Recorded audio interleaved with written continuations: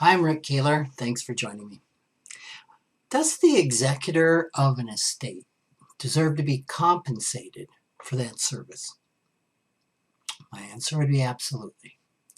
As last week's video pointed out, serving as an executor is often a time-consuming, emotionally draining task. Yet the issue of payment for an executor, especially one who is a family member, is a common source of conflict among heirs.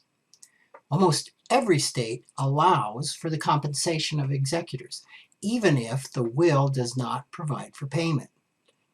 For example, South Dakota law says compensation must be reasonable based on the time, effort, difficulty, and skills required. The laws limit reasonable compensation to 5% of the first $1,000 of the estate's value, 4% on the next $4,000, and 2.5% on any value above that. So let's take an estate worth $500,000. It could pay up to $12,585 in executor fees. StateX.com, which is a company that sells estate management software, finds that the average compensation for an executor is $18,000, which, based on their average of 570 hours of work, comes to $31.58 an hour.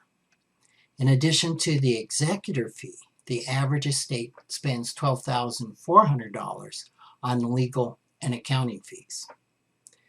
Here's a curious twist when it comes to paying the executor for their time. Rarely, if ever, does a person asked to be an executor ask the maker of the will about compensation.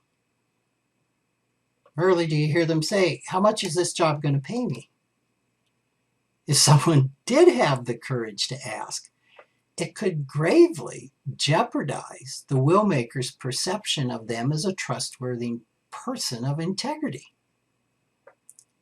Failing to discuss the executor's pay scale isn't only because being named is viewed as an honor. Everyone involved, especially the other beneficiaries of the will, often simply assume that the executor will serve without compensation. According to Estate Exec, 44% of wills experience family conflict, with 19% of beneficiaries perceiving misconduct by the executor. That's 1 out of 5. There are thousands of stories by beneficiaries alleging the executor ripped off the estate. One such story appeared August 4th, 2016 in Quentin Fottrell's Market Watch blog. And I'll quote that. He wrote, "My brother blindsided us with a $20,000 fee to be the executor of our mother's estate." While Fottrell concludes that the fee was reasonable, and obviously it was based on the average of $18,000, he finds it would have been helpful if everyone had been aware that the executor would be paid. Still, money discussions can be emotional minefields in the best of times. They're even harder to have when family members are grieving the loss of a loved one.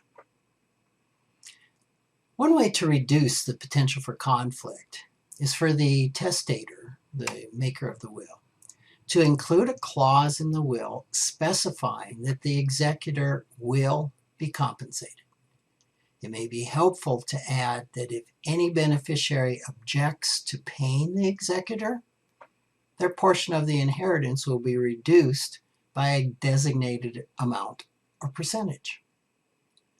Another way to diffuse conflict around paying the executor is to point out that their services can actually save the estate money. Tasks like gathering financial information, compiling inventories, managing payments, all of these are time consuming. An executor's statutory fee for this work is likely to be less than the estate attorney's hourly rate. I can't think of too many attorneys that work for $31 an hour. Now, I suspect one reason for the common assumption that executors are not paid is that in many probates, the payment is waived. If the executor is also a surviving spouse or other primary heir, it often makes sense to waive the fee. They will inherit most or all of an equivalent amount, which isn't taxed.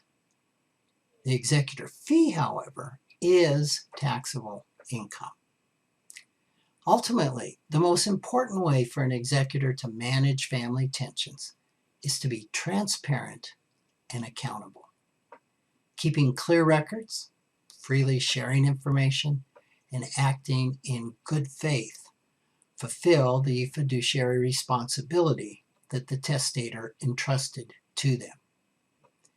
You still need an attorney.